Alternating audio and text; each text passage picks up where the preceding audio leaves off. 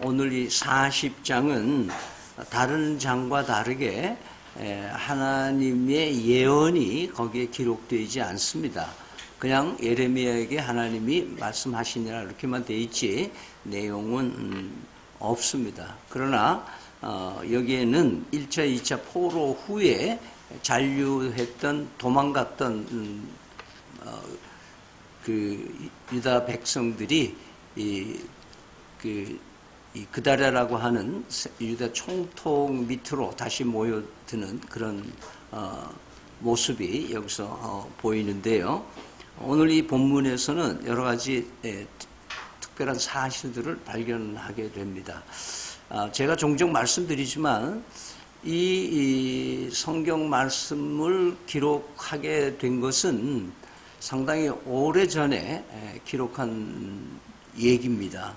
그래서 우리에게 쓴 게 아니고 우리를 위하여 남겨주신 말씀이다. 이렇게 종종 제가 말씀을 드리는데 이게 읽어보면 우리하고 전혀 관계가 없는 아주 뭐 이런 것까지 다 알아야 되냐. 사람 이름들 그냥 있고 이러는데 그러나 여기서 오늘 하나님께서 우리에게 주시는 메시지가 숨겨 있음을 여러분 잊지 마시기 바랍니다. 그래서 첫째는 그 바벨론 군 사령관이 거기 등장을 하죠. 느부사라단이라는 사람이 그 군대 장관입니다. 이 사람의 임무는 유다 땅에 가서 예루살렘을 함락하고 나서 거기에 있는 백성들을 호송을 해서 바벨론으로 이동시키는 임무를 맡고 있었습니다. 그 이동하는 가운데에 이 사령관이 하나님을 모르는 이방인인데도 불구하고 예레미야의 지도력과 그의 인품에 너무 감동을 받은 나머지 중간에 라마라는 곳에서 풀어줍니다. 풀어주면서 바벨론으로 나와 같이 갈 수도 있고 또 이 미스바의 그다라에게 갈 수도 있고 또 이게 넓은 땅이니까 네가 원하는 어디로 가도 상관없다. 그렇게 풀어놔주는 아주 관대한 그 느부사라단의 모습을 우리는 봅니다. 그러면서 그 사령관의 그 3절 모습에서 보면은요, 유대인들은 믿지 않는 하나님의 말씀을 이 이방인 사령관은 말씀을 믿고 있는 걸 보게 돼요. 한번 같이 3절을 읽어볼까요? 여호와께서 그가 말씀하신 대로 행하셨으니 이는 너희가 여호와께 범죄하고 그 목소리에 순종하지 아니하심으로 이제 이루어졌도다. 이 일이 너희에게 임한 것이니라. 이거는 사령관이 진술하는 내용이잖아요. 그것은 뭐예요? 하나님이 말씀하신 대로 다 이루어졌다. 너희가 바벨론으로 잡혀가는 이유는 뭐냐면 너희들이 하나님을 불순종하고 하나님 말씀을 올바로 순종하지 않았기 때문에 그런 거다. 유대인들은 뭐예요? 바벨론으로 포로가 항복해야 산다고 얘기를 들었지만 그걸 믿었어요? 안 믿었어요? 안 믿었어요. 그러니까 무슨 뜻이냐 하면 오늘날 우리가 성도로서 교인들로서 교회 크리스천이라고 하는 사람들이 오히려 뭐예요? 세상 사람들은 성경을 믿는데 우리가 성경을 안 믿는 건 아니냐 하는 질문을 한번 해보는 거예요. 여러분 그런 예화를 한번 들어보셨어요? 개척교회를 하는데 그 교회 그 지하에 그 술집이 들어온 거예요. 근데 그 술집이 너무 시끄러우니까 어떻게 이 교회가 제대로 되질 않아요. 그래서 교회에서 기도 제목을 넣은 거예요. 하나님 저 술집 망하게 해주세요. 그래 기도를 한 거예요. 근데 정말 몇 개월 후에 그 술집이 망한 거예요. 그러니까 망한 술집 사장이 가만히 생각해 보니까 이 사람들이 기도해서 이렇게 됐으니까 이거를 안 되겠다. 그래가지고 고발을 했어요. 이 사람들이 망하라고 기도해서 우리가 망했는데 그 손해배상을 청구한다고 고발을 한 거예요. 이제 재판이 벌어졌어요. 재판을 벌어졌는데 한참 이제 변호사님들이 얘기를 하고 한참 하는데 판사가 판결을 내리기를 당신이 술집을 망하게 해달라고 당신 교회에서 기도했느냐? 그러니까 기도는 했다 이거예요. 근데 그래서 망했는데 그러니까 그렇게 어떻게 그대 기도대로 다 되냐? 그렇게 목사가 다 대답을 하는 거예요. 그 장로들을 한번 얘기해 보니까 그 기도대로 어떻게 되냐? 그러면 이제 그 고소한 사람에게 예? 당신은 어떻게 생각하냐니까 이 사람들이 분명히 기도해서 우리가 망했다. 기도해서 망한 건 맞다. 막 이렇게 얘기를 하니까 판사가 판결을 내리기를 술집 사장의 믿음이 더 좋다. 그러니까 당신들이 기도했기 때문에 이 술집이 망했기 때문에 배상을 해야 된다. 이렇게 판결을 내렸다는 사실 아닌 조크의 얘기가 있습니다. 이 얘기 속에는 우리는 기도하고 믿는다고 하지만 우리는 말씀을 너무 익숙하니까 그런 말씀이다 생각하는데 우리가 지금 종말이다 막 이렇게 얘기를 하는데 안 믿는 사람은 더 종말에 대해서 민감한 사람들이 많아요. 다 말끝마다 노인들 제가 노인학교 해보면 말세다. 목사님 이거 말세입니다. 이 나라 꼬라지 보세요. 뭐 이런 얘기들을 하는 거 보면은 안 믿는 사람이 말세에 대한 종말론적인 생각을 더 많이 절실하게 하고 있어. 그런데 우리는 뭐예요? 그리스도인들은 대개 뭐예요? 여기가 좋사오니 지금 잘 먹고 잘 살고 믿음 좋지 않느냐? 그 유대인의 모습과 그대로 우리가 가지고 있는 것을 얘기를 합니다.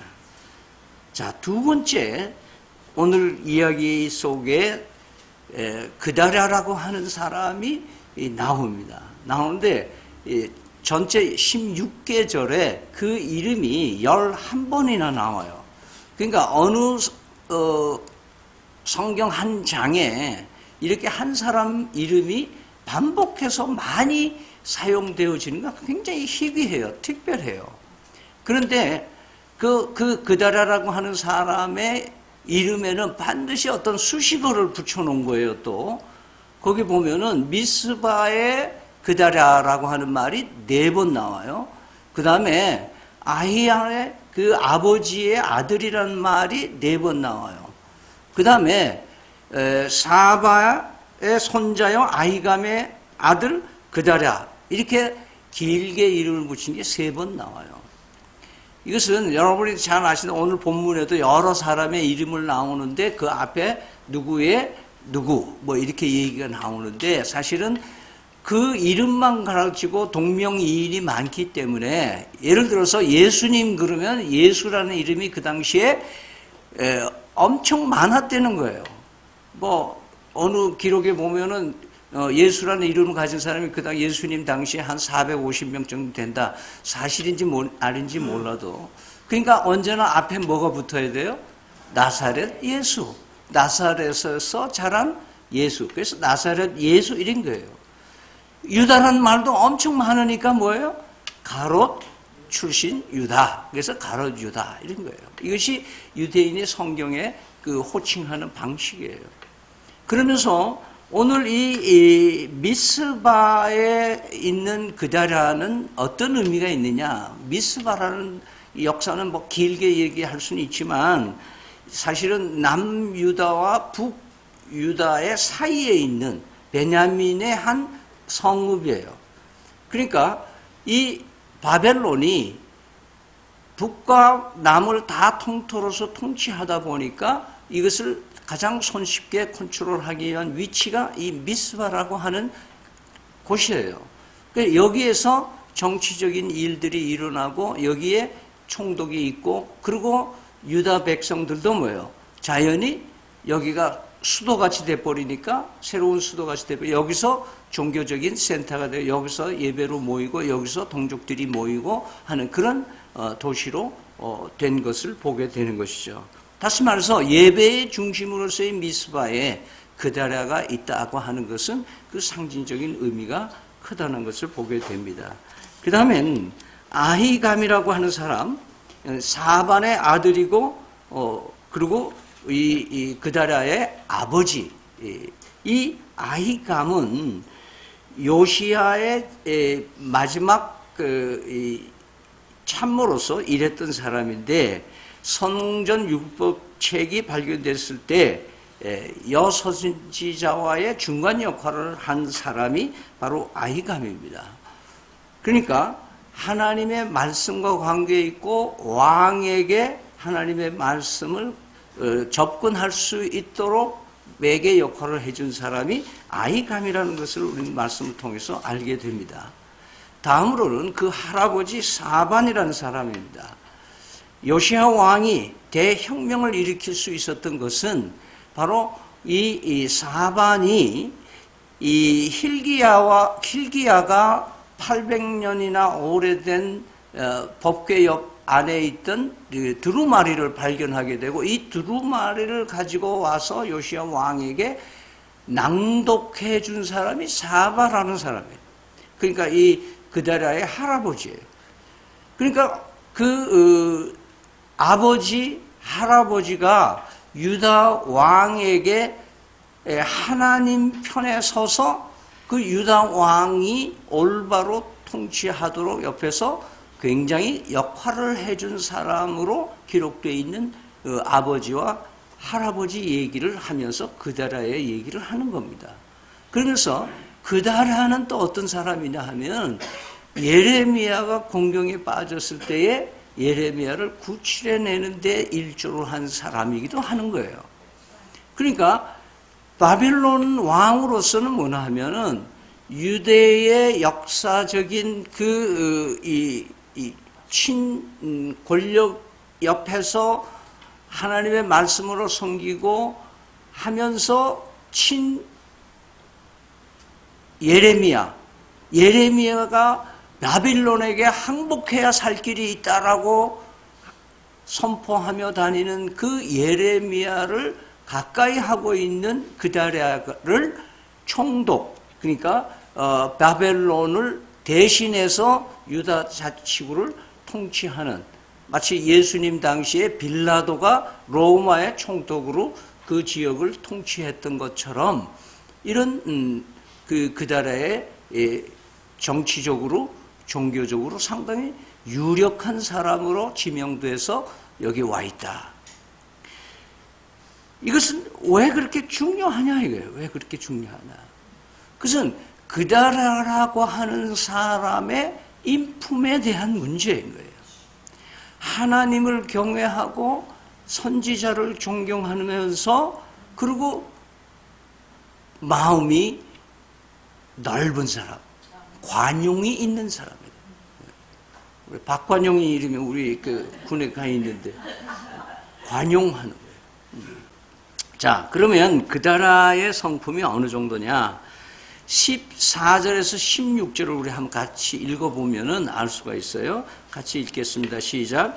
그에게 이르되 암몬 자손의 왕 바알리스가 내 생명을 빼앗으려 하여 느다의 아들 이스마엘을 보낸 줄 네가 아느냐 하되, 아히감의 아들 그다랴가 믿지 아니한지라.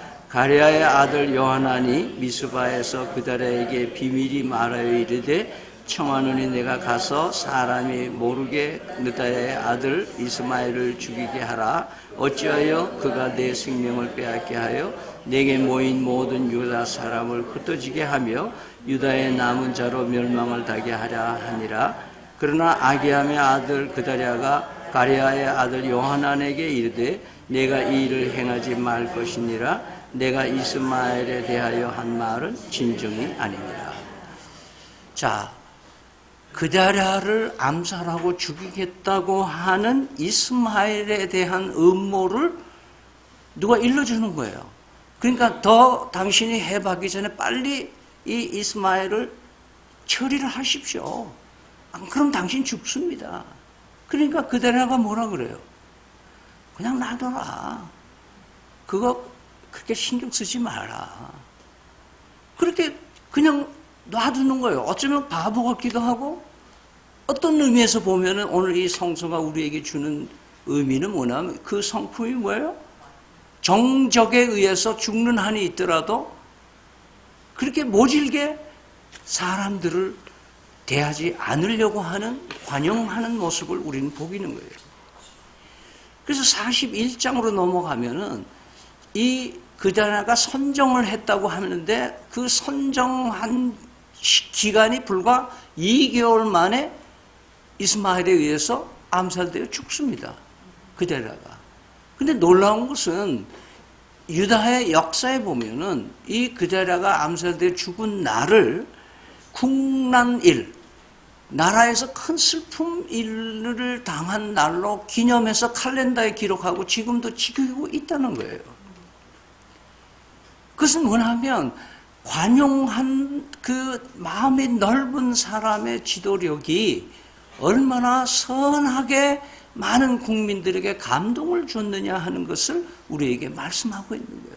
어떻게 보면 2개월밖에 정치를 못했으니까 실패자인데도 불구하고 이렇게 선한 정치인으로 기록하고 있다는 것은 그분의 성품이 굉장히 관용하는 넓은 마음의 사람이다. 그래서 오늘 본문은 우리에게 사령관 느붓사람과 그다랴를 통해서 관용을 베풀 수 있는 사람이 되라 하는 의미를 오늘 우리에게 주시는 말씀이다. 이렇게 오늘 제 말씀을 후반부를 이어가도록 하겠습니다. 자, 영어로는 tolerance라고 그러는데 이것은 의학적인 용어로는 내성이라고 그래요. 근데 우리 몸에서 인체 중에서 가장 내성이 강한 장기가 하나 있는데 그것이 우리가 위라고 하는 거예요. 위. 그래서 위로 넘어가는 많은 병균과 뭐 상한 음식을 먹게도 되고 우리는 내가 먹는 음식이 항상 뭐 100% 완벽한 음식을 먹는 게 아닌데도 불구하고 위에서는 뭐예요?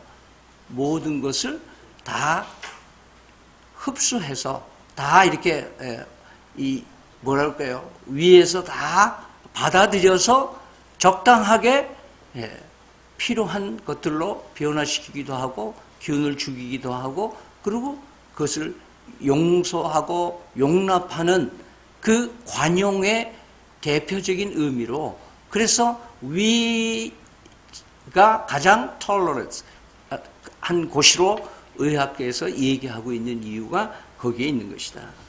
말하자면